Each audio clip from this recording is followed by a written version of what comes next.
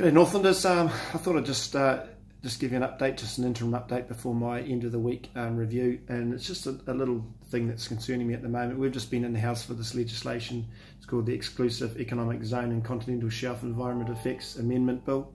Essentially, it's a one-line bill to correct a drafting error that was made in a large bill we put through last year, a 500-pager, and it was one error that was made. No one picked it up, neither the government or the opposition or anyone on select committee, and none of the legislative people and drafters picked it up either. So it's essentially just a mistake, and what it did was it meant that you couldn't charge for a certain amount of actual costs incurred, you couldn't charge for. So we're correcting, well, the government are correcting an error.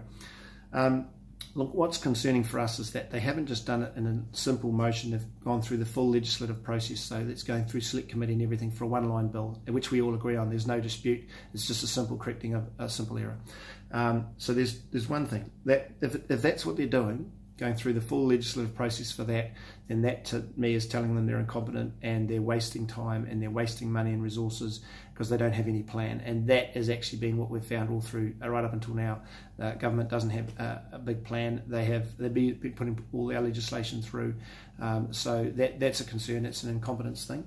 But what is probably this most concern is it could be not that, but it could be the fact that they're going to use this bill as a Trojan horse situation where they put at the late stages of the legislative process, called the committee stage, they can introduce what's called a supplementary order paper, where they bring in legislation that piggybacks on an existing bit of legislation, which could be this one, which could bring some real big changes to legislation, but it hasn't gone through that process of select committee where it's public submissions or the media or anything else have been reviewed in any way. So it's kind of a real sneaky, cynical lack of transparency on the part of the government. So it's either incompetence on one part, if they're doing it the filibustering way, or it's absolute dodgy behaviour the other way.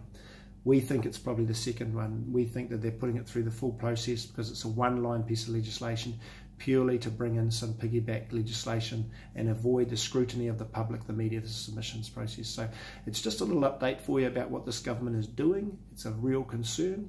But I'll follow up later in the week with my weekend review. See you later.